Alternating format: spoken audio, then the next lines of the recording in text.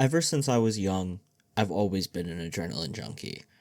From jumping cars and ditches in between trees to dangling from 100-foot cliffs by just my arms. I've found myself in some pretty sketchy situations before. But I've always enjoyed these experiences where my life is on the line. From rock climbing to climbing mountains to when I was younger, street racing and driving a car to its limits. I was always pushing the limits and seeing just how much I could get away with. I also always enjoyed the outdoors. And this is something I want to make another video on in the future, but for right now I will touch on. The outdoors has always brought me a great peace. My time spent outdoors, I've always come back clearer headed, and there's always been big improvements in my life anytime I spend more than 24 hours out in the wilderness. And me and my dad, we call that wilderness therapy. No, I'm not talking about the fucked up camps they send teenagers to. But I've always enjoyed the outdoors. So, right before I turned 20, I packed up all my stuff, got in the car with 3 of my best friends, and we drove straight all the way to Billings, Montana, to get out there and experience the outdoors. We kind of had jobs lined up. Really, only one of us did. The rest of us were kind of just winging it. And, I gotta say, that was the most fun 2 years of my life. But I drove out to Montana to put myself in these experiences, to get outdoors and push the limits. So naturally, when I got there, I picked up backpacking and hiking and mountain climbing and bouldering and free soloing and just anything I could do that felt sketchy enough to give me an adrenaline rush and made me feel like I was putting my life on the line. There's a few times I can recall where I stared death directly in the face. I'll tell this story of when I was dangling from a cliff in a bluff 100 feet above the Yellowstone River. I've done basically free soloing or rock climbing cliffs on the top of mountain ridges where there's 1,000-foot drop on either side of you. And each time I faced death and went through these experiences and conquered it, it hallmarked massive changes and profound realizations in my life, including helping my mental health more than any therapist or prescription has ever done. Here's a quick story. When we would explore in Montana and go to parks and stuff like that, there were a lot of times where we would go off the beaten trail, find a cliff face to down climb, try to get to a cool spot. And I mean, if it was steep, whether we were going up or going down, we wanted to do it. There was one time in particular, me and my friend went to a park along the Yellowstone River. And this park had huge cliffs and bluffs along the river. I was actually able to find a picture of the exact spot where this incident took place, so I'll throw that up right here for you guys and circle the spot there. Not like the exact spot, but like where the cliff meets the bluff, that's where this happened. I was at the bottom of the cliff, top of the bluff, with about 100-foot fall onto a rocky riverbed below me. We were traversing along the bluff, kind of just exploring and making our way down, seeing like kind of what was going to be on the other side and stuff like that. And we were right where the bluff meets the cliff. Anywhere you stood, there was less than a foot to about 1.5 feet of stepping room before it was straight drop bluff or on your side just cliffed out.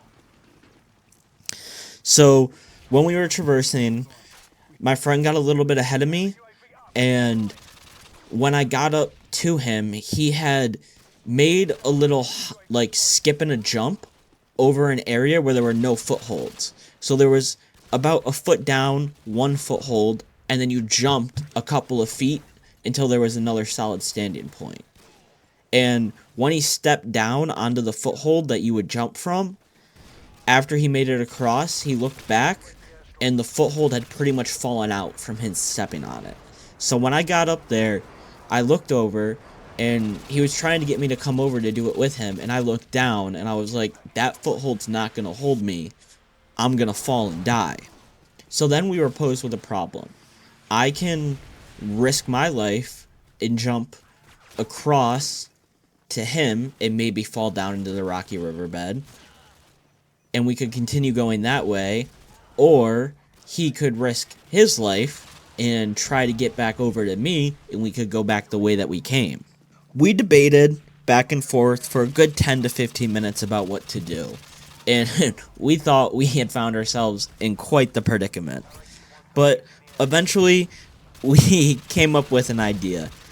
After 10 to 15 minutes of looking around, I noticed that where I was standing, there was a little boulder, probably like a small size boulder, maybe like 3 or 4 basketballs big, and there was holes in the cliff that I could hook my hands into.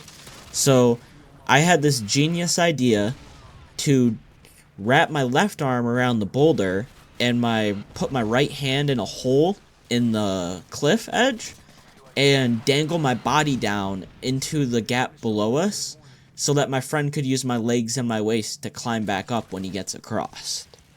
The plan I was weary about, but I was reasonably confident in, and I thought it would go off without a hitch. But boy, was I wrong. When my friend went to kind of hop or step across back to the old foothold and grab onto my leg for stability, the rest of the foothold completely gave out. Very quickly, we found ourselves dangling 100 feet over a rocky riverbed and only being held on by my hand in the cliff and my arm around the boulder. We quickly hopped into action. I used my free leg and strength in my arms to pull us up as my friend used my leg for stability and his feet to secure himself and climb up to me safely. This whole event was started and over with in less than 60 seconds, but I can replay this memory in my head, and it's like I was there for hours. These moments where you face death directly in the face really show you who you are.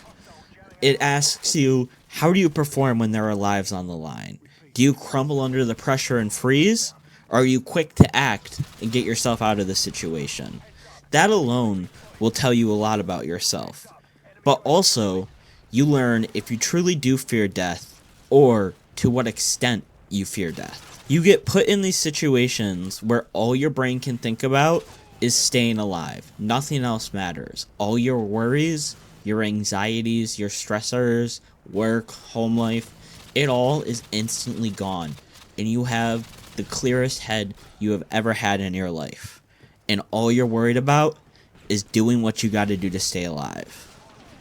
And this clarity, not only do you get it when the event happens, but for the hours, days, weeks after the event, this clarity continues over into the rest of your life. You come out of this feeling more confident in yourself than you have ever been, because your brain knows you almost died, but you survived, and it feeds off that feeling of conquering death. This gives you an almost unnatural amount of confidence. The lack of anxiety is insane. The decisiveness you get from this, and the humbleness you get. These experiences give you something that is unmatched to drugs or therapy. Through these experiences, I've found God, overcame a pill addiction, fought off anxiety and depression, and healed years of trauma from schizophrenia.